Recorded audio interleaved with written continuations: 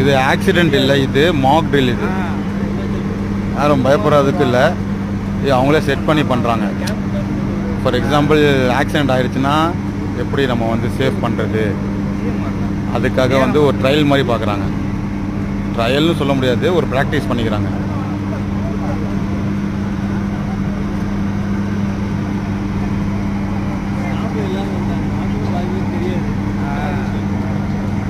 ID card இருந்தால் தான்